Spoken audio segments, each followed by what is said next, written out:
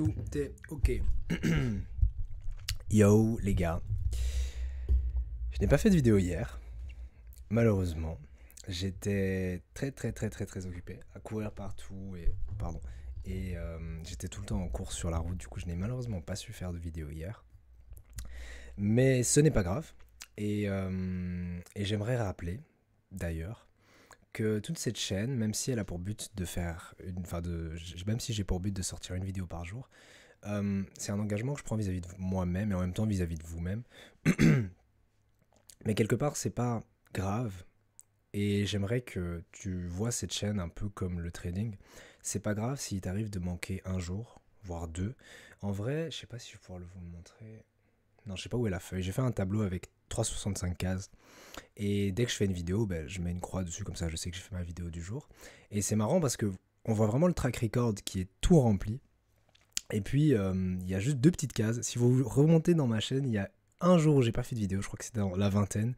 Il y a un jour où j'ai pas fait de vidéo, et puis du coup, hier où j'ai pas pu faire de vidéo. Donc forcément, si vous ne retrouvez pas la vidéo d'hier, le jour 67, je crois, c'est normal que vous ne le retrouverez pas, parce que je n'ai pas fait de vidéo pour le jour 67. Donc on va direct passer au jour 68, en espérant que je me trompe pas dans les chiffres. Mais donc voilà, juste avant d'attaquer le sujet de la vidéo, j'aimerais juste rappeler que vois cette chaîne un peu comme le trading, et que c'est pas grave si tu manques un jour, voire même une semaine, voire même un mois de trading. T'auras à un moment dans la vie des choses, des obligations sociales, professionnelles, etc. qui font que tu ne peux pas être disponible sur les marchés. Et l'important, c'est que tu gardes ton engagement vis-à-vis de toi-même. Ça veut dire que tu feras toujours tout ce qui est en ton pouvoir, tout ce qui est possible pour trader tous les jours. Ou bon, si tu ne t'engages pas à trader tous les jours, trader tous les X temps, par exemple le lundi, mardi, je sais pas, enfin bref. Mais l'important c'est juste que tu te tiennes à tes engagements. Et une phrase que j'aime bien me répéter, c'est pas grave si tu échoues, entre guillemets, c'est pas grave si tu tombes, c'est pas grave si. Enfin bref, formule ça comme tu veux. C'est pas grave si tu, tu manques un jour. Ce qui est important après ça, c'est de se relever le plus vite possible, c'est de se remettre au travail le plus vite possible. Donc que j'ai manqué un jour parce que j'étais partout, à courir partout toute la journée, j'étais pas chez moi et donc j'ai fini ma j'ai fini ma journée à j'ai fini ma journée, il était passé minuit. Du coup, entre le moment où je me suis réveillé à 6-7 heures et donc je suis sorti dehors et j'ai commencé à... Enfin bref, j'étais en tournée partout. Et puis je suis rentré, il était déjà... La journée était finie.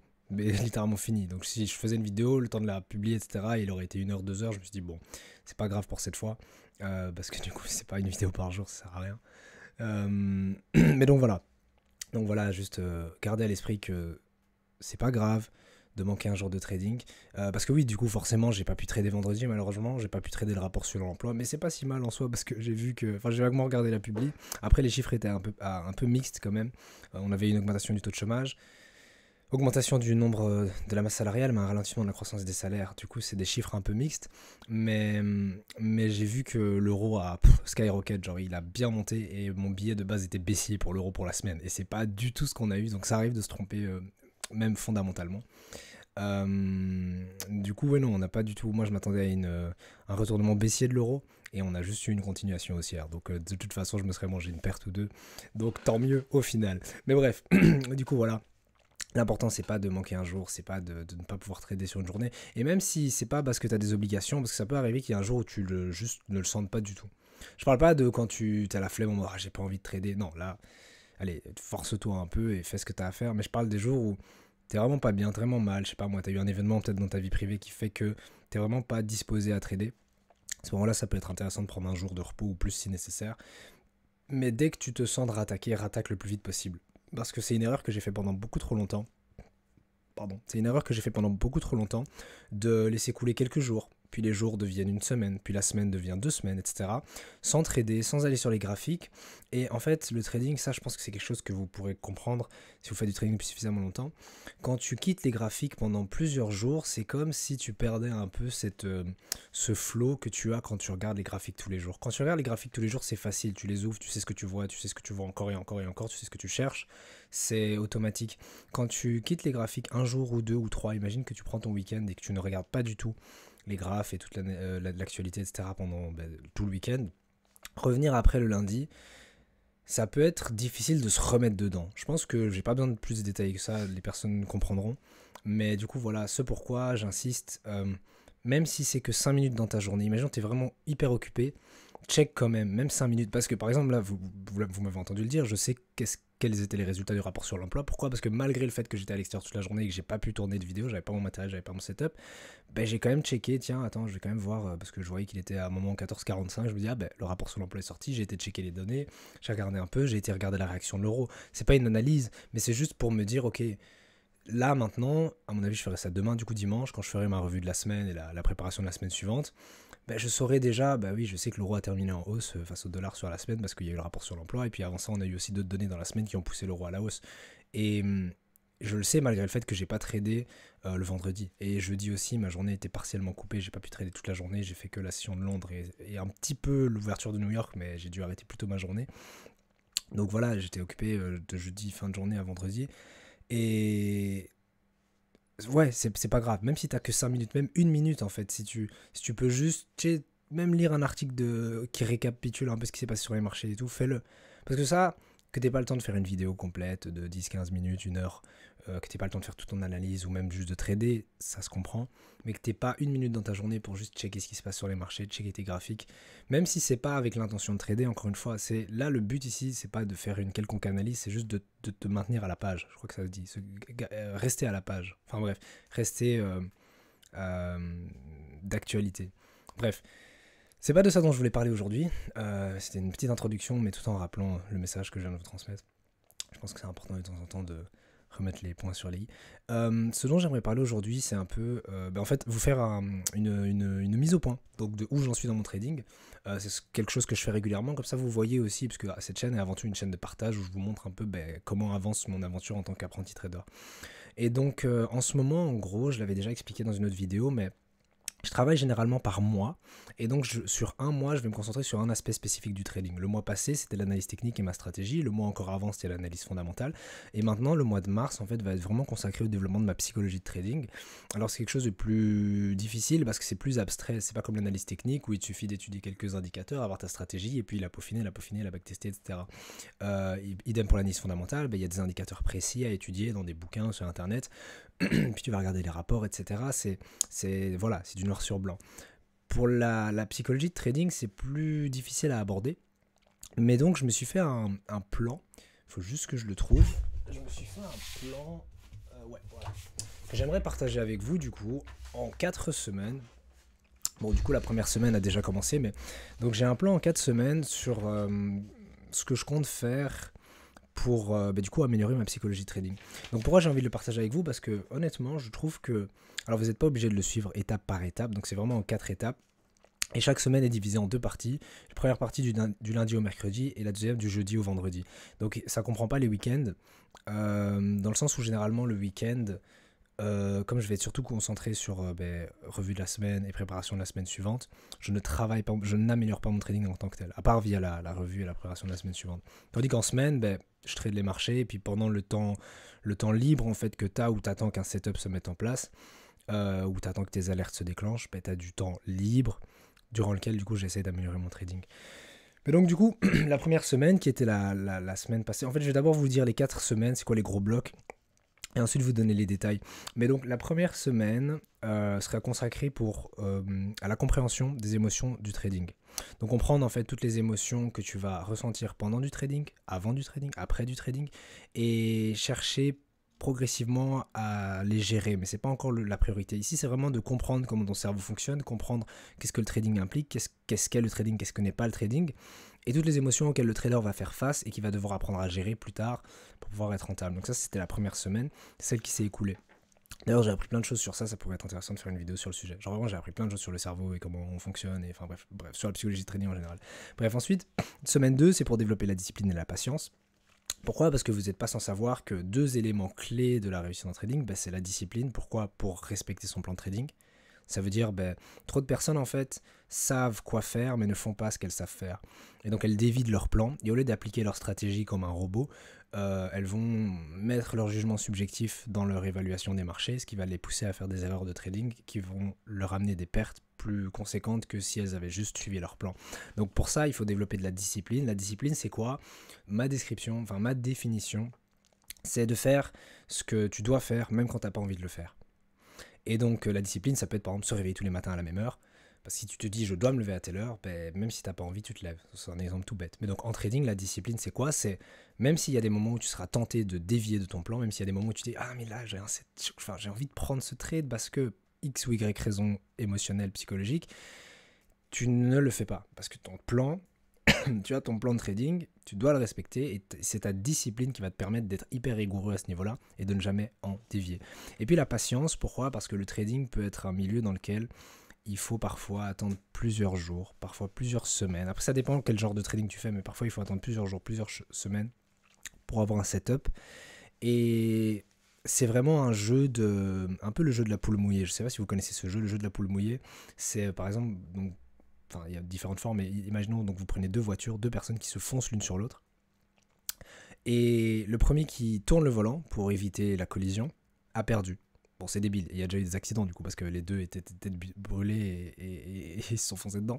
Mais donc ça, c'est en gros le premier qui va céder. Et pourquoi je vous raconte ça? Parce que sur les marchés, parfois c'est un peu comme si tu jouais à ce jeu de la poule mouillée avec les marchés. Donc le marché te fait des presque setups, je sais pas comment appeler ça, mais te donne des incitations à entrer en te montrant certains mouvements de prix qui sont tentants. Ils t'attirent, ils te donnent envie de trader. Mais c'est des pièges, et tu le sais, parce que ça ne matche pas avec ton plan, avec ta stratégie. Mais tu as quand même, parce que tu as des émotions, tu es un humain, tu as quand même envie de trader. Et tout le trading, c'est vraiment de réussir à attendre suffisamment longtemps que la bonne opportunité, le bon setup se présente pour le saisir. Et à ce moment-là, il suffit juste de saisir ce genre de setup un nombre suffisamment grand de fois pour que les probabilités jouent en ta faveur et que, si ta stratégie fonctionne, tu sois rentable. Mais bon, dit comme ça paraît hyper simple, mais on le sait tous, c'est beaucoup plus difficile que ça puisque ça implique nos émotions et que gérer ses émotions en tant qu'être humain, ça peut être très difficile. Surtout si on est jeune, d'ailleurs, mini parenthèse, mais j'avais vu un gars, un trader qui enseigne à d'autres traders et qui disait que c'était plus facile pour lui d'enseigner à des personnes qui sont déjà qui ont déjà bien entamé leur vie, donc des gens dans la quarantaine voire cinquantaine qui font une réorientation de carrière, et qu'à des personnes qui ont genre 18, 19, 20 et des ans, parce que ceux qui ont 40, 50 ans sont beaucoup plus sérieux, beaucoup plus rigoureux, beaucoup plus disciplinés que ceux qui sont jeunes et qui veulent aller vite pour faire de l'argent. Enfin bref, c'était une mini parenthèse. Mais donc voilà, discipline et patience, ça c'est pour la semaine 2. Après je vais vous expliquer un peu en détail du coup c'est quoi les techniques. Après encore une fois c'est très abstrait, c'est pas un plan en mode il suffit que tu fasses ça et non. Et moi-même c'est des choses que je dois explorer, mais bref, on en parlera après. Semaine 3, apprendre à gérer les pertes et les succès ou les réussites. Pourquoi? Parce que autant gérer les pertes, ça je pense que beaucoup de gens se penchent dessus. Ah, je viens de manger une perte, ok, qu'est-ce que je fais? Bon, ok, je prends 2-3 heures de pause. Ou pour ceux qui font du day ou du swing trading, ok, je prends un jour je ne trade plus aujourd'hui ou je trade plus cette semaine, etc. Gestion de drawdown et des trucs comme ça, gestion des risques. Donc autant la gestion des pertes, la plupart des gens l'intègrent déjà dans leur trading, mais la gestion de la réussite, c'est quelque chose que les gens n'intègrent pas. C'est quelque chose auquel j'ai beaucoup fait face à l'époque, dans le sens où parfois j'avais un bon gros gagnant, 2, parfois 3 gagnants, donc des winning streaks. Et si tu n'apprends pas à gérer tes réussites comme tu apprends à gérer tes pertes, tu risques de faire preuve d'euphorie sur les marchés, de faire des bêtises, d'augmenter trop ton levier, de prendre des risques non mesurés, de prendre des setups nuls parce que tu te sens tout puissant, etc. Ou même, ça peut se reporter dans ta vie privée. Par exemple, j'ai remarqué, c'était il y a longtemps, ça, c'était il y a un an ou quoi, qu'après un gros gain sur les marchés, j'avais tendance à sortir en soirée, comme pour célébrer. Alors bon, c'est pas un problème en soi, mais si tu fais ça systématiquement, et que tu te mets par exemple là, si tu gagnes de l'argent vendredi soir, c'est pas grave, mais si tu gagnes de l'argent mardi, et tu vas sortir mardi en plein milieu de semaine, ça va pas. Mais donc, bref, apprendre à gérer ses gains, surtout, peut-être même plus que ses pertes. Ou un autre exemple aussi que je peux donner, c'est, je sais pas si vous faites la revue de vos trades, mais si donc tu as tendance à, après avoir pris une perte ou un gain, te dire ok, qu'est-ce qui s'est bien passé dans ce trade, et te poser des questions et un peu backtester le trade, si on veut dire ça comme ça. Souvent, on le fait plus rigoureusement sur les pertes que sur les gains. C'est-à-dire que quand on mange une perte, on va regarder les marchés, analyser tout pour se dire mais pourquoi j'ai perdu. Alors que parfois, il n'y a pas nécessairement de raison, c'est juste que les probabilités n'ont pas joué en ta faveur. Si tu as appliqué ton plan, tu n'as pas grand-chose à vérifier après en mode ok, tous les points étaient verts, ok, chill, ok. Tu peux essayer de comprendre pourquoi le marché n'a pas fait ce que tu t'attendais à ce qu'il fasse, oui, mais il n'y a pas plus de justification à donner que ça. Voilà, les probabilités n'ont pas joué en ta faveur. Par exemple, une chance sur deux, de gain, ça reste une chance sur deux de perte. Mais souvent, les gains, c'est ok, je viens de faire X euros aujourd'hui. c'est bon, j'ai fini ma journée, j'étais à mon ordi et je vais faire autre chose. Alors que non, c'est aussi important de regarder, bah tiens, qu'est-ce qui s'est bien passé, est-ce que j'ai respecté mon plan? Parce que parfois on a des gains alors qu'on n'a pas respecté notre plan, parfois on a des pertes alors qu'on a respecté notre plan, donc c'est aussi important de regarder autant, et j'insiste sur le mot autant, nos gains que nos pertes. Bref, c'est pour la semaine 3. Et puis alors la dernière semaine du mois de mars, ce sera pour renforcer la confiance en soi et l'estime de soi. Pourquoi? Et alors là, ça va être important peut-être de backtester. En fait, il y a deux mots importants, confiance et estime. Confiance en soi, en fait en trading, ce qu'on appelle la confiance en soi est très lié à la confiance en son plan et sa stratégie. Parce que c'est quelque chose que j'ai compris que dernièrement, mais si tu n'as pas confiance en toi et en la capacité de ta stratégie à te rendre rentable, bon après il faut qu'il y ait des preuves, parce que si tu ne sais pas si ta stratégie est rentable, forcément tu vas pas lui faire confiance, mais si tu as les preuves sur papier avec du backtesting que ta stratégie est rentable, et que tu n'as pas suffisamment confiance en toi et en elle que pour te rendre rentable, tu vas en dévier et ça va te pousser à prendre des trades qui ne sont pas dans ton plan. Je m'explique. Si tu manques de confiance en toi, qu'est-ce que ça veut dire en trading? Ça veut dire que tu n'as pas suffisamment confiance en toi que pour saisir les opportunités qui se présentent sur le marché lorsqu'elles se présentent à toi. Cette phrase que je viens de dire est très importante parce que, comme je l'ai dit, c'est un truc que j'ai compris dernièrement. En gros, je faisais beaucoup preuve de FOMO avant, donc la peur de manquer une opportunité. Et je me suis dit, mais tiens, pourquoi systématiquement, en plus je le sais, je ne dois pas le faire, pourquoi je prends des setups qui ne sont pas dans mon plan? Pourquoi je rentre sur le marché alors que le marché me dit, non, n'entre pas, t'as pas d'opportunité, t'as pas de setup. Et je rentre quand même, par peur de manquer du coup un trade. Pour vous donner la réponse courte, c'était directement lié au manque de confiance en moi et en ma stratégie. Pourquoi? Parce que je me suis dit, attends, ferme les yeux, réfléchis, quand un bon setup se présente, tu le vois. C'est presque comme si le marché te criait genre entre. On a tous déjà eu cette sensation de savoir genre oh là je sais ce qui va se passer, même si on ne sait jamais ce qui va se passer, mais je veux dire, je pense que vous pouvez comprendre ce sentiment de ok là j'ai un setup. Genre là j'ai un setup, je suis sûr, parfois il passe pas, mais c'est en fait souvent on essaye de trop raffiner nos analyses en mode attends et on commence à raffiner nos graphiques. Et on fait de la sur-recherche, on fait du sur-trading, même si on n'ouvre pas nécessairement de position, mais on fait du sur-trading. Et puis on se dit, mais attends, la dernière fois que j'ai trouvé un setup et qu'il était gagnant et qu'il respectait ma stratégie, est-ce que j'ai fait autant de travail? Non. Parce que notre stratégie, à force de la maîtriser, elle est implantée en nous, on la connaît, et si maintenant, demain, je te montre un graphique et qu'il y a un setup qui respecte ton plan, tu vas le voir. Parce que tu sais comment, tu as entraîné tes yeux à voir ces setups-là, et donc tu sais comment, même chose avec les annonces économiques, parfois, vous le savez, j'ai une approche pas mal fondamentale dans mon trading, et parfois je suis là, ah mais je sais pas, est-ce que, attends, telle data elle peut faire ci, ça, je sais pas quelle direction va prendre l'euro face au dollar. Et je me dis, ben, c'est juste que j'ai pas de setup fondamental. Bon, c'est bizarre un setup fondamental, mais j'ai quelque part des setups fondamentaux. J'ai pas de setup fondamental. Et puis alors j'essaie de me souvenir d'anciens trades gagnants et je me dis, mais attends, quand j'avais genre un setup fondamental, mais c'était clair, j'avais même pas besoin de me poser la question. C'était, ben, je sais que ça va faire ça, ça va faire ça, ça va faire ça, et l'euro il va faire ça, et je vais me positionner par rapport à ça. C'était clair dans ma tête. Et donc quand il y a toute cette confusion dans votre tête, et que vous pensez que c'est lié à un manque d'analyse, c'est probablement faux. En fait, c'est juste que vous n'avez pas de setup. Si tu dois trop chercher, genre faire de la sur-recherche pour trouver un setup, c'est que sûrement qu'il n'y a pas de setup.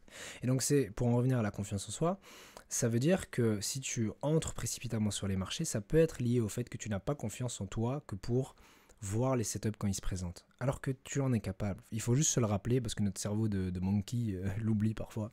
Donc il y a ça. Et puis confiance en sa stratégie. Pourquoi? Parce que si tu ne connais pas les odds, comment on dit, les chances, les probabilités de ta stratégie sur les marchés, tu risques de vouloir la modifier un petit peu en temps réel ou, comme je disais tantôt, dévier de ton plan. Parce que tu vas te dire, ouais, mais ma strat, en fait, comme dans ta tête, c'est pas clair que ta strat fonctionne, tu vas te dire, peut-être que si je fais ça, ça va améliorer mes chances ou ça. Et alors, en fait, tu vas juste pas respecter un plan parce que tu vas avoir une approche aléatoire des marchés qui sera différente à chaque fois, à chaque trade. Et ça peut pas t'apporter la rentabilité. Pour avoir de la consistance, tu dois faire preuve de consistance, et la consistance, c'est les mêmes actions qui amènent les mêmes résultats. Si tu changes tes actions, tu auras des résultats différents, et tu vas complètement changer les probabilités statistiques de ta stratégie, et tu auras aucun moyen de savoir quel sera le retour que tu auras sur ton trading. Bref, donc ça c'est pour la confiance en soi. Et l'estime de soi, c'est beaucoup plus complexe, c'est beaucoup plus psychologique. L'estime de soi, en gros, c'est quelle est la valeur qu'on se donne, et puis plus particulièrement, quelle est la quantité d'argent qu'on pense mériter. Et alors il y a cette notion de mérite qui rentre en jeu, et c'est vraiment l'idée que il y a en trading, c'est réel, une sorte de plafond de verre. L'expression un plafond de verre, c'est comme un plafond en verre, du coup, sur lequel tu butes et que tu es incapable de casser. Donc ça peut être par exemple des courbes de croissance qui montent, et puis imagine, tu atteins un certain pourcentage et tu butes, et tu remontes, et tu butes, et tu remontes, et tu butes. Alors là c'est voilà, ça c'est un exemple, mais c'est pas nécessairement ça, parce que ça veut dire que la personne a un capital maximum qu'elle peut jamais dépasser. Ça c'est un cas déjà particulier. Mais un autre exemple aussi, c'est une performance mensuelle sur laquelle la personne bute. Ça veut dire, imaginons quelqu'un il soit capable de faire, je sais pas moi, 5%, bon c'est pas très réaliste, mais 5% par mois, et même si le marché lui présente suffisamment d'opportunités qu'il peut faire plus que 5%, il n'y arrive pas. Parce qu'il a une sorte de barrière mentale, un blocage psychologique de je suis le genre de trader à faire 5% par mois et je suis incapable de faire plus. C'est vraiment inconscient, mais ça va t'amener à adopter une attitude et certains comportements à l'égard du marché qui vont t'empêcher de faire plus que 5%. Pour vous donner un exemple, j'avais lu dans un livre, c'était un gars, rien à voir avec le trading, c'était un gars qui faisait de la vente, de la vente de voitures. Et il était très bon, le meilleur vendeur de sa boîte. Et du coup, il faisait, je crois, on va dire 5000 de commission par mois. Et puis, son patron remarque qu'il a, donc vraiment, c'est, enfin, pas au début. Au départ, son patron se dit, bah, il fait 5000 dans une zone, parce que du coup, il y a des zones, c'est aux États-Unis, où les voitures se vendent mieux que d'autres. Donc le patron se dit, bah, il a la tchatch avec les clients, je vais le mettre dans une zone où les clients sont plus enclins à acheter. Donc il le met dans la zone où c'est beaucoup plus facile de vendre. Il se dit, bah, mon gars, il va faire plus. Et le gars fait 5000 aussi. Il se dit, tiens, bizarre. Alors il se dit, bon, je vais le mettre dans la zone la plus difficile, la zone où personne n'achète de voiture. Il le change de région. Et là, 5000 aussi. Peu importe l'endroit où il mettait son vendeur, le gars faisait 5000 par mois. Et il avait vraiment ce blocage. Et c'est comme si les planètes s'alignaient pour qu'il fasse 5000 par mois. Pour vous donner un exemple de cette histoire, donc le gars, parfois il atteignait sa cible, 5000 de commission, imaginons le 20 du mois, puis il tombait malade, par exemple, et il pouvait plus travailler pendant 10 jours. Donc forcément il reste à 5000. Ou alors, il fait très peu tout le mois, donc les 3 premières semaines il est qu'à 1000 de commission, parce qu'il est dans la région où c'est difficile de vendre. Et puis après, la dernière semaine, il arrive à faire 4000. Mais à chaque fois, son salaire tournait autour de 5000. Et c'est comme si son esprit, enfin ses actions le poussaient vers ça. Et on ne s'en rend pas compte, mais ces éléments psychologiques inconscients qui nous animent sont très très puissants en trading. C'est même probablement les raisons pour lesquelles tu ouvres des positions ou fermes des positions ou fais des erreurs ou des bonnes actions en trading. Et l'estime de soi, c'est vraiment important parce que plus l'image que tu as de toi-même va être élevée, plus tu vas pouvoir accomplir des choses élevées. C'est valable pour la vie en général, mais pour ce qui est du trading, plus tu as une haute estime de toi-même, plus tu vas pouvoir amasser beaucoup d'argent. Parce qu'il y a des personnes, pour vous donner un autre exemple de sorte d'état psychologique inconscient qui est fort, encore une histoire que j'avais lue dans un livre de trading, c'était quelqu'un qui était très croyant et protestant. Et du coup, non, pas protestant justement, catholique je crois, enfin bref, peu importe, chrétien.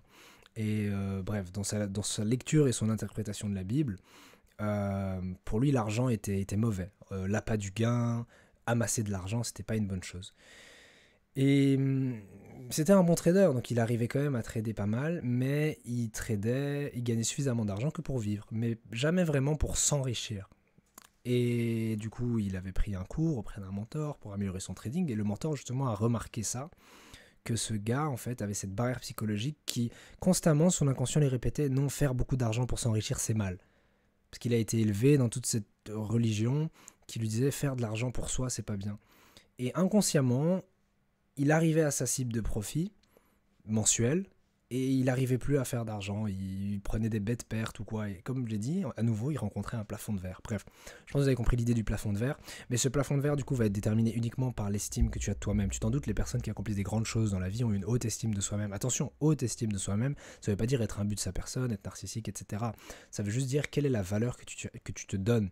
Et il y a beaucoup de personnes dans notre monde, dans notre société, qui ont une faible estime d'eux-mêmes et qui s'autorisent à faire tout un tas de choses nocives pour elles, que ce soit détruire son corps ou même son esprit ou ses relations. Beaucoup de personnes autour de nous font les mauvais choix dans la vie parce que, non pas parce qu'ils sont bêtes, non pas parce qu'ils sont... non, parce qu'ils ont une faible estime d'eux-mêmes et ils se disent c'est tout ce que je vaux, c'est tout ce que je mérite. Par exemple, j'ai donné l'exemple du coup donc d'une relation par exemple, des gens vont choisir le mauvais partenaire, la mauvaise partenaire parce qu'ils disent ben, c'est tout ce que je mérite pas plus. Et donc ils manquent d'amour et enfin bref, bon, on va rester dans le trading, ça, je suis pas là je fais de la psychologie. Ou bien, autre exemple, pour revenir au trading, c'est ben, faire X% par mois, faire X montant en dollars par mois, c'est tout ce que je vaux, c'est tout ce que je mérite. Je ne me vois pas comme un grand trader qui brasse 100 000 par mois, etc. Avoir cette pensée inconsciente constamment dans sa tête qui tourne, ça risque de t'empêcher de faire euh, les gains auxquels tu aspires. En fait, la pire chose, ce serait que tes objectifs ne s'alignent pas à ton estime de toi. Que tu aies des objectifs trop ambitieux par rapport à la valeur actuelle que tu te donnes. Et donc, tu dois réussir à gonfler ton estime un peu. Mais bon, vous le voyez, quand je vous en parle, c'est très flou, c'est très abstrait, c'est très complexe. C'est pas quelque chose comme apprendre l'analyse technique ou l'analyse fondamentale. Et c'est un travail que chacun doit faire, de s'observer à l'intérieur et trouver les réponses par lui-même parce qu'il n'y a aucun manuel, aucun guide, aucune personne qui peut trouver ces réponses-là pour toi. Elle peut t'aider à les trouver, mais la réponse vient de toi, elle est à l'intérieur. Et ouais, très difficile. Bref, désolé si je me suis attardé un peu plus longtemps sur ce 4e point, mais du coup ça sera pour la semaine 4. C'est vraiment un peu le wrap-up, c'est c'est ce qui va entourer en fait les 3 précédentes semaines qui pavent le chemin en fait pour cette grosse semaine 4 qui est l'aboutissement en fait de tout ce mois de trading. Bref, je sais pas si ça vaut la peine que je détaille juste un peu. Je regarde vite. Je vais juste vous le faire rapidement, mais beaucoup plus vite que là maintenant. Mais donc la semaine 1, donc pour rappel, c'était comprendre les émotions du trading. Semaine 2, développer la discipline et la patience. Semaine 3, gérer les pertes et les succès. Semaine 4, renforcer la confiance en soi et l'estime de soi. Pour juste vous donner les détails des choses que je vais essayer de mettre en place en semaine 1, 2, 3, 4. Donc la semaine 1, pour la première partie de la semaine, donc pour rappel, j'ai dit que je divisais les semaines en deux. Première partie du lundi au mercredi, deuxième partie du jeudi au vendredi. Si vous voulez faire lundi à jeudi, et puis peut-être jeudi à dimanche ou vendredi à dimanche, vous pouvez aussi, mais bref. Lundi à mercredi, 2 objectifs, comprendre les émotions courantes du trading, ok, et comprendre comment elles influencent vos décisions en trading. Okay, c'est pour la première partie de la semaine. Deuxième partie de la semaine, c'est trouver des techniques pour gérer ces émotions. Après, ils en donnent ici notamment, mais je vous invite à chercher vous-même des techniques pour gérer vos émotions, parce que c'est propre à chacun, il y a des trucs qui marchent sur certains, des trucs qui ne marchent pas sur d'autres. Donc ça, c'est pour la semaine 1. Semaine 2, donc développer la discipline et la patience. Première chose, c'est faire un bilan. Analysez votre discipline actuelle. Est-ce que vous êtes discipliné? Est-ce que vous ne l'êtes pas? Pour ça, je vous invite à mes vidéos, non pas d'hier du coup, mais d'avant-hier, où je parlais de notamment l'expérience du marshmallow, enfin bref, je vous invite à la regarder, ça parle pas mal de ça. Donc analyser sa discipline actuelle et voilà, être honnête avec soi-même, voir ses points forts, voir ses points faibles, identifier les domaines dans lesquels vous pourriez être plus discipliné. Spécifiquement en trading, je parle. Donc par exemple, ça peut être la gestion des risques, respect des règles de trading, adhésion au plan de trading, etc. Donc voir vos forces et vos faiblesses en trading et où est-ce que vous avez besoin d'un peu plus de discipline dans votre trading. Donc ça, c'est pour la première partie de la semaine. Deuxième partie de la semaine, du coup, c'est pratiquer la patience. Pourquoi? Parce que c'est la patience. Honnêtement, je pense que la patience, c'est l'une des dernières clés avant d'être rentable en trading. Dans le sens où, comme je vous l'ai dit, beaucoup d'entre nous étudient les marchés financiers depuis suffisamment longtemps et savent ce qu'ils doivent faire. Genre, si tu leur montres... Ou si tu leur demandes, par exemple, ils ont pris un gagnant, tu leur demandes, ok, explique-moi pourquoi tu as pris cette position-là, et ouais, explique-moi ton approche, et du coup, bah, c'est un gagnant, tant mieux, ben voilà. Beaucoup de gens savent l'expliquer. J'ai pris telle position pour X, Y raison, et leur raisonnement n'est pas bête, il est bon.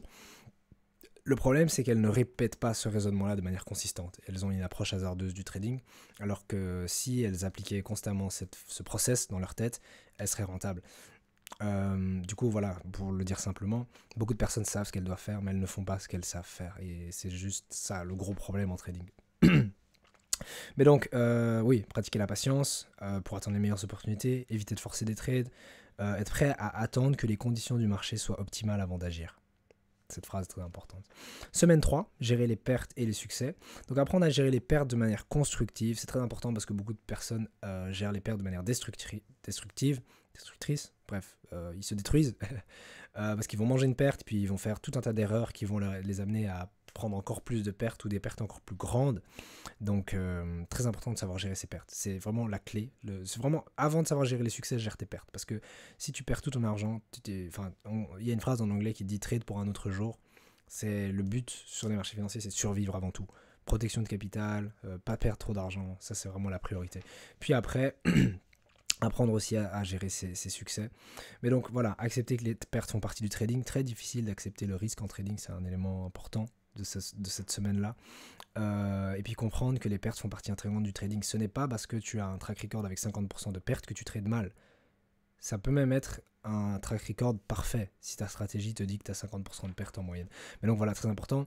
Et puis alors, développer des stratégies pour minimiser les pertes, non pas d'un point de vue monétaire, mais d'un point de vue émotionnel. Comment faire pour que les pertes ne t'impactent pas trop émotionnellement en trading, que tu ne les prennes pas trop personnellement. C'est pas facile, c'est un travail à faire aussi, mais beaucoup de personnes s'identifient trop aux pertes, mini parenthèse par rapport à ça, mais beaucoup de personnes s'identifient à leurs résultats.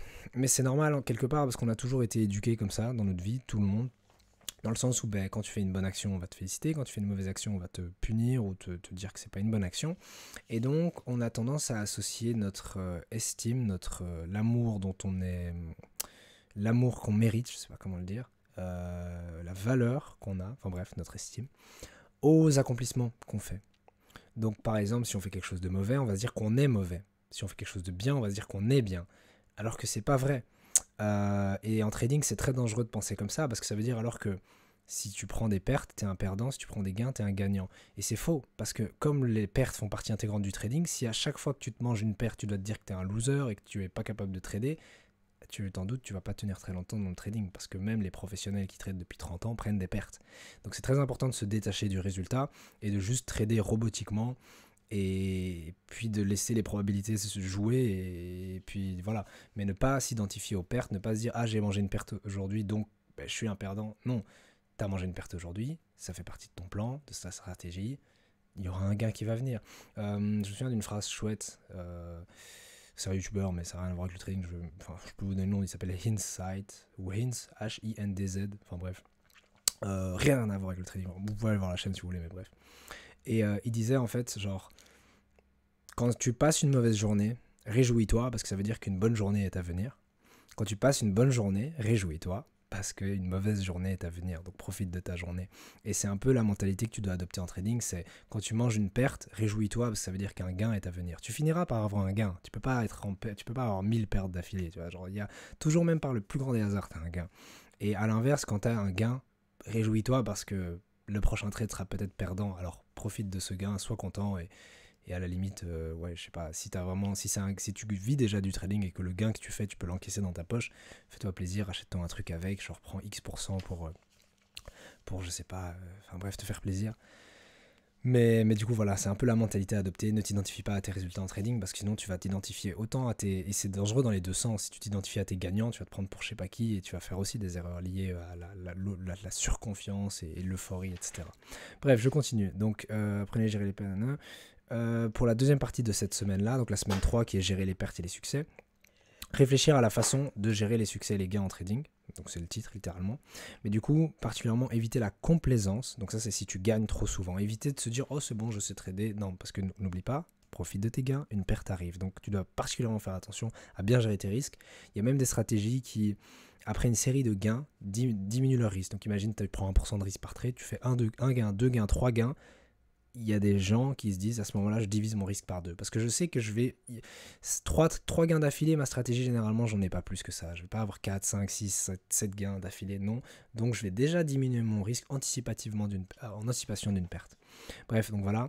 Gardez une approche disciplinée, même lorsque vous réalisez des profits. Bref.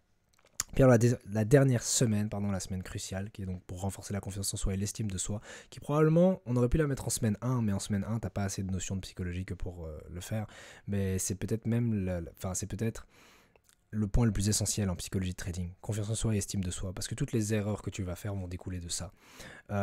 Si tu manques de confiance en toi et en ta stratégie, tu vas en dévier, tu vas faire des erreurs de trading. Et si ton estime de toi est faible, tu vas limiter les gains potentiels que tu peux faire sur les marchés, ou peut-être même que ta mentalité de perdant ou de victime va se reporter sur les marchés et tu vas adopter une attitude de perdant et de victime sur les marchés et donc perdre et être victime des marchés. Mais donc, première partie de la semaine, donc du lundi au vendredi, donc travailler sur la confiance en soi. En revoyant, alors là c'est complexe, mais revoir ses succès passés. En fait, c'est tous des exercices de visualisation dans le sens où... quand tu te sens incapable de réussir en trading, rappelle-toi que tu as déjà réussi en trading. Ou une formule autrement, en fait, tu es déjà trader professionnel. Tu n'agis juste pas comme un trader professionnel. Dans le sens où, quelque part, tu as déjà une idée de ce que c'est d'être trader pro et tu as déjà une idée de ce qu'il faut faire en tant que trader pro. Tu ne le fais juste pas. C'est ce que je disais tantôt avec tu sais ce que tu dois faire, mais tu ne fais pas ce que tu dois faire. Euh, donc, revoir ses succès passés peut aider à se dire, ok, là, j'arrive pas à trade, mais j'ai déjà réussi à le faire. Donc, il suffit juste que je refasse la même chose que ce que j'ai fait. Bon, c'est pas aussi simple, bien évidemment, mais l'idée, c'est vraiment... En fait, je sais plus où j'ai vu ça. C'était dans un film, je crois, mais c'était cette phrase de quelqu'un qui disait, oui, j'ai envie d'être euh, chef cuisinier, je crois. Et une personne lui dit, mais tu l'es déjà. La personne est là, mais non, comment ça? Non, j'ai pas de restaurant, j'ai pas ci, j'ai pas ça. Et il disait, mais tu l'es déjà, pourquoi? Parce que c'est ton aspiration la plus grande au fond de toi. Et c'est qu'une question de temps avant que tu le deviennes à l'extérieur, mais à l'intérieur, tu l'es déjà. Et donc, bon, c'est très philosophique, mais quelque part, si tu aspires vraiment à devenir trader professionnel, tu l'es déjà. Parce que la personne que tu étais hier, c'est toi. La personne que tu seras demain, c'est toi aussi. Et même si le futur n'est pas encore écrit, ou en tout cas ne s'est pas encore réalisé, il fait déjà partie de la ligne du temps qu'est ta vie. Et donc, quelque part, tu es déjà trader professionnel parce que tu es sur cette route pour le devenir et que ça fait partie intégrante du processus pour le devenir. Tout ce que tu as à faire, c'est de te comporter comme tel. Agis comme un trader professionnel, d'autant plus si tu sais comment te comporter comme un trader professionnel, et à ce moment-là, tu le sauras. Enfin bref, je vais pas rentrer plus dans les détails parce que c'est très philosophique et voilà. Mais donc, identifier ses forces, ses compétences. En gros, l'idée ici, c'est vraiment de mettre l'accent sur le côté positif. Alors, c'est pas juste du oh, on va faire de positif. Ouais, je suis un bon trader et j'ai confiance en moi. Non. L'idée, c'est vraiment de réussir à renforcer la confiance en notre capacité à réussir en trading. Et la seule manière de le faire, perso, la façon la plus simple que j'ai trouvée pour ça, c'est de backtester à fond. Parce que le backtest va vraiment te donner confiance en ta stratégie, en ta capacité à identifier les setups, en ta capacité à avoir des trades gagnants. Comme tu vas exécuter énormément de trades, peut-être 10, 20, 30, 100, 1000, tu vas te manger des pertes. Sur 1000 trades, tu vas te manger peut-être 500 pertes. Et du coup, tu vas commencer à être habitué à manger des pertes. Tu vas dire, hop, ok, c'est une perte, hop, trade suivant. Oh, c'est un gain, ok, cool, trade suivant. Genre, même le gain aussi, tu t'en fous, tu vois. Et tu continues et t'exécutes. C'est vraiment un mot à garder en tête, c'est t'exécutes robotiquement, sans mettre tes émotions sur la table. T'es là pour faire un job et tu le fais. Bref, donc ça, c'est. Il y a d'autres façons de faire, mais je trouve que le backtesting aide énormément à renforcer sa confiance en trading. Alors pour l'estime de soi, c'est un peu plus compliqué, mais donc ça c'est pour la deuxième partie de la semaine. Pratiquer l'estime de soi en développant une attitude positive envers le trading. Le problème, parce que c'est le seul point avec lequel je suis pas d'accord pour cette feuille du coup, mais c'est pour ça que je vais juste pas vous lire ce qui est mis sur... Parce que j'ai une feuille depuis tantôt devant les yeux. Je vais juste pas vous lire ce qu'il y a sur la feuille. Mais pour l'estime de soi, je vous conseillerais de regarder vraiment dans votre vie en dehors des graphiques. Donc dans votre vie privée qui n'a rien à voir avec le trading. Pourquoi? Parce que la valeur que vous vous donnez, que ce soit financièrement ou pour d'autres choses, dépend de tout plein de paramètres, mais essentiellement de tout ce que vous avez vécu jusqu'à maintenant. Toutes les expériences de vie, la manière dont vos parents vous ont éduqué, les milieux dans lesquels vous avez grandi, les personnes que vous avez fréquentées, les relations amoureuses que vous avez eues,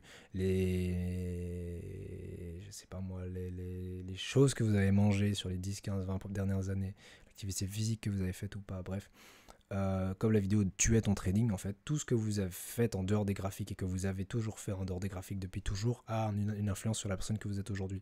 Si par exemple vous avez rencontré beaucoup d'échecs dans votre vie, ou plutôt que votre cerveau a beaucoup retenu ces échecs-là, parce que souvent, c'est pas tant le nombre d'échecs qu'on a qui compte, c'est la charge émotionnelle qu'on y associe.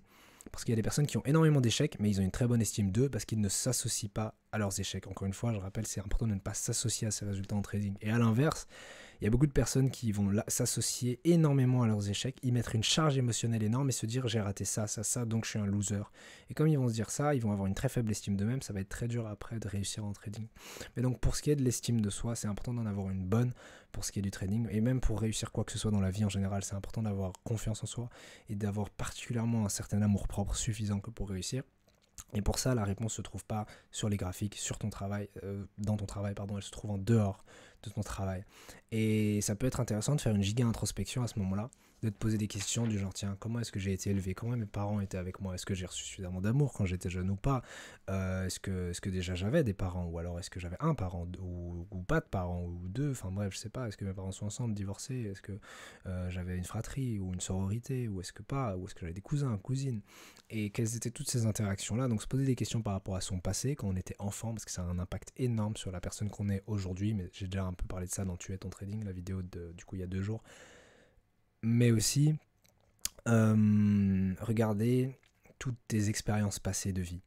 Donc pas que ton environnement, mais tes expériences. Qu'est-ce que tu as vécu? Quel trauma ou traumatisme tu gardes en toi qui peuvent avoir un impact aujourd'hui sur ton estime de toi? Est-ce que tu as eu un grand échec dans ta vie qui a eu un impact émotionnel sur toi tellement fort que tu continues à te voir comme un loser? Est-ce que quand tu te regardes dans le miroir le matin, quand tu te regardes dans les yeux, tu te dis punaise, je suis fier de qui je suis aujourd'hui et je sais que je suis sur la bonne voie et je vais y arriver? Ou est-ce que tu te dis punaise, est-ce que c'est du doute qui t'anime? Est-ce que c'est de la peur? Tu vois, c'est des questions importantes à se poser parce que ça va t'ouvrir des pistes de réflexion qui vont après te permettre de travailler sur cette estime de toi-même et te dire tiens, peut-être que je mets une charge émotionnelle trop importante à telle ou telle chose et c'est pas grave d'avoir raté dans tel domaine parce que en fait, enfin bref, je ne pourrais même pas donner d'exemple parce que c'est vraiment propre à chacun. On a tous des parcours différents, des expériences de vie différentes. Je me souviens, d'ailleurs, je repense à quelque chose que un des membres de la communauté avait dit sur le Discord. Genre, il revenait de loin, mais de vraiment loin. Il a été à la rue, il a vendu de la drogue, etc. Et du coup, il pourrait s'associer à ces choses-là et se dire que c'est un loser parce qu'il a déjà été à la rue et il a dû faire il a dû faire des activités illégales pour vivre. Mais, mais mais j'ai pas l'impression que c'est ce qu'il fait. Je le connais pas personnellement, mais j'ai pas l'impression que c'est ce qu'il fait justement parce qu'il se dit ben non, en fait, je peux réussir dans quelque chose. C'est pas, en gros, et d'ailleurs c'est mon fond d'écran.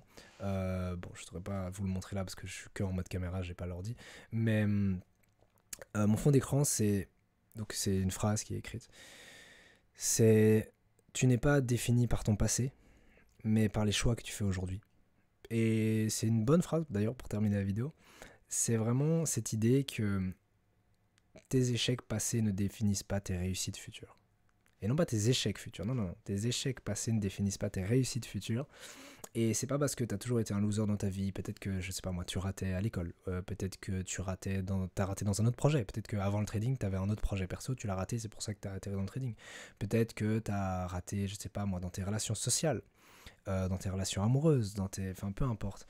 Peut-être pour si t'es une personne plus âgée, c'est possible, parce que je crois que la plupart des gens qui regardent mes vidéos ont la vingtaine, un peu moins parfois, mais dans la vingtaine. Mais s'il y a des personnes de 30, 40 ans qui regardent les vidéos et peut-être qui ont déjà eu une vie de famille ou des choses comme ça, peut-être que t'as raté un mariage et peut-être que t'as raté, enfin pas raté, mais manqué peut-être parfois l'éducation de tes enfants ou quoi. Il faut pas s'associer à ces choses-là. Et c'est pas parce que, par exemple, bon, généralement je m'adresse aux gars, mais c'est pas parce que, par exemple, tu as été un mauvais père au début que c'est pas rattrapable. C'est pas parce que, du coup, tu as malheureusement raté un mariage. Et même le mot raté, j'aime pas ça. C'est juste que ça n'a pas fonctionné, c'est tout. Mais ça veut pas. En fait, le problème quand on dit j'ai raté quelque chose, c'est qu'on s'associe à ça. On dit j'ai raté. Alors que c'est juste quelque chose qui ne s'est pas bien déroulé dans notre vie, mais ça veut pas pour autant dire qu'on est un raté. Et à trop regarder en arrière, en fait, on oublie que devant nous, on a encore toute une vie à vivre. Même si t'as 30 ans, même si t'as 40 ans. Un exercice que je fais souvent, c'est de fermer les yeux et de m'imaginer dans 5 ans. Parce que souvent, je me dis, ouais, mais j'ai envie de réussir tôt. C'est normal, je suis jeune, j'ai envie de réussir tôt dans le trading, etc. Mais souvent, je me rends compte que même, imaginons, même si j'ai 30 ans, pourquoi ce serait quand même intéressant de faire du trading? Parce que imagine que tu as 30 ans, tu commences le trading et on va dire il te faut 5 ans pour réussir. Et au début, tu te dis, mais j'ai 30 ans, j'ai toujours une vie que j'aime pas, etc. À 35 ans, du coup, 5 ans après, ta vie sera beaucoup mieux. En fait, beaucoup de gens sont là en mode, oui, je veux être riche rapidement, ou je veux juste bien vivre rapidement, et machin. Mais en fait, comprends bien que peu importe le projet que tu poursuis, ta vie ne pourra qu'être meilleure si tu donnes suffisamment de temps. Regarde la vie moyenne d'une personne, par exemple, de 40 ans. Imaginons même que tu commences le trading seulement à 30 ans et que tu réussis à 40 ans. Donc même si tu commences, donc là j'ai 22 ans, même si je commençais dans 8 ans, ça vaudrait quand même la peine de le faire. Pourquoi? Parce que imagine je commence à 30 ans, je réussis à 40 ans. Grâce à ça, ma vie sera bien meilleure, non seulement parce que je ferai quelque chose que j'aime, mais aussi parce que je pourrai vivre décemment. Et ma vie à 40 ans sera bien meilleure que celle de la plupart des personnes de 40 ans qui galèrent avec des dettes et ils ont du mal à payer le logement et les frais pour les enfants, etc. Enfin bref, mais donc peu importe l'âge que tu as, il est jamais trop tard pour commencer quelque chose, il est jamais trop tard pour continuer quelque chose, et c'est très important de ne pas s'identifier à ces échecs passés, ça ne détermine pas la personne que tu es, et ton estime de toi, honnêtement, c'est toi qui l'as construit. Même si elle s'est construite par rapport à tout ce qui s'est passé à l'extérieur de toi, ton environnement, tes interactions sociales, toutes tes expériences de vie, mais c'est l'attache émotionnelle que tu y as mis qui détermine aujourd'hui l'impact que ça a sur ta vision de toi-même, sur la valeur que tu te donnes. Est-ce que tu as eu peut-être un échec amoureux et tu t'es dit mon Dieu, je suis pas digne d'amour, etc. Et donc quelque part, tu vas te matraquer l'esprit quand tu vas aller sur les marchés financiers pour te rappeler en fait que ah, tu vois, je suis pas digne de réussir, je suis pas digne de, tu vois. Ou est-ce que tu as eu un échec scolaire et quelque part inconsciemment sur les marchés financiers, quand tu échoues pendant une semaine, un mois ou même parfois un trade, tu associes ça, enfin ça réveille en toi tes blessures du passé par rapport à tes échecs scolaires et tu te dis bah, j'étais un raté à l'école, je suis un raté sur les marchés. C'est pas une bonne mentalité à avoir, pas du tout. C'est avoir cet état d'esprit là, ça va vraiment jouer contre toi en trading et même dans la vie en général. Sincèrement. Ou alors t'avais peut-être un autre projet avant, peut-être que t'essayais, je sais pas moi, du dropshipping, du SMMA, enfin bref, de l'entrepreneuriat en général, peu importe, peut-être que tu avais un autre projet d'entreprise, d'entreprendre quelque chose, peut-être que ça a raté, ou enfin, je pense pas que ça a raté, tu as juste arrêté. Ça, c'est une bonne phrase. Tu n'as pas raté, tu as arrêté. Et, euh, et alors, ça y est, maintenant ça fait 1 an, 2 ans, 3 ans que tu fais du trading, tu te dis, ah, bah, c'est comme mon ancien projet, je vais nouveau arrêter, devoir faire autre chose. Non, continue, garde la foi et crois en toi. Franchement, c'est important. Enfin bref. Bon, la vidéo, plus j'avance dans la vidéo, plus ça devient deep. Mais forcément, d'une semaine à l'autre, en fait. En fait, je suis très impatient de faire ce mois-ci parce que ça va être. Je crois que je vais. Et déjà, la semaine qui est passée, là, du coup, j'ai appris énormément de choses sur moi, appris énormément de choses sur mes émotions, sur ma personnalité, comment je fonctionne. Et parfois, t'es là en mode waouh, je vivais dans. C'est comme si j'avançais dans la vie, mais avec comme un cheval avec des œillères, quoi. Je regardais tout droit, tout droit, tout droit, sans jamais regarder autour de moi, sans jamais comprendre qui j'étais vraiment. Et c'est un travail qui vaut quand même la peine d'être fait, indépendamment du trading. Les 4 semaines que je vous ai données un peu avec des guidelines, enfin des pistes de réflexion, c'est un travail qui vaut quand même la peine d'être fait, même si tu fais pas du trading, ou même si tu ne veux pas faire ce travail-là dans le cadre de ton trading, parce que ça va t'apprendre énormément de choses sur toi, ça va t'apprendre énormément de choses sur ce dont tu as besoin, ce que tu veux réellement, et comment atteindre les choses que tu veux réellement. Franchement, c'est un travail psychologique que je conseille à tout le monde. Et après, c'est un travail de toute une vie, bien évidemment. Là, je fais un petit condensé en 1 mois, mais quelque part, toutes ces réflexions, c'est des choses à faire toute sa vie. Je veux dire, comprendre les émotions. J'ai enlevé le mot trading à la fin, mais comprendre ses émotions, c'est un travail de toute une vie. Même quand tu auras 30, 40, 50, 60 ans, imagine, il t'arrive quelque chose, tu as un événement. Par exemple, imaginons que tu as 60, 70 ans. Tu commences à ressentir en toi une émotion, du stress, par exemple, lié à la peur de la mort. Personnellement, j'ai jamais. Enfin, c'est pas quelque chose qui me fait peur, je suis très jeune. Je vous avoue que j'y pense jamais. Mais je sais que j'ai des proches dans mon entourage de plus ou moins mon âge qui pensent régulièrement à la mort. Généralement, c'est des réflexions qu'on se fait quand on arrive vers 70, 80 ans. On commence à penser à la mort, tiens, si je pars, etc., quelle trace je laisserai. Mais à cet âge-là, le travail, c'est le même que quand t'es jeune. Quand t'es jeune, peut-être que tu stresses pour d'autres choses, mais à cet âge-là, tiens, comprendre ses émotions, tout aussi important. Développer la discipline et la patience, travail de toute une vie. Renforcer sa confiance en soi et son estime de soi, travail de toute une vie. Surtout si, parce que comme j'ai dit, ton estime, elle est construite sur base de tes expériences passées, mais t'en auras encore des expériences. Comme je l'ai dit, si t'es jeune, t'as déjà eu pas mal d'expériences, etc. Mais imaginons maintenant dans 10 ans, t'as un mariage et puis malheureusement tu divorces. Ah, c'est une expérience qui va avoir un impact sur ton estime de toi, parce que tu vas t'associer à cette personne qui a divorcé. Tu vas dire, ben moi je suis le genre de gars qui divorce, donc est-ce que la vie relationnelle c'est faite pour moi? Est-ce que je peux fonder une famille? Est-ce que, tu vois? Et donc c'est important de travailler là-dessus pour pas que, à partir du moment où tu as un divorce, ton estime elle fait ça. Beaucoup de personnes, souvent, c'est ça qui est malheureux, mais les hommes surtout, avec un mariage, ils arrivent à monter en carrière, en succès, et puis après un divorce, ils stagnent, voire ils régressent dans leur carrière professionnelle. Et c'est dommage, mais c'est parce que leur ego, leur estime en a pris un coup. Parce qu'ils se disent, bah voilà quoi. Et puis alors gérer les pertes et les succès, j'ai sauté une semaine, désolé, gérer les pertes et les succès, tout autant important dans la vie, parce que des pertes, t'en mangeras dans la vie.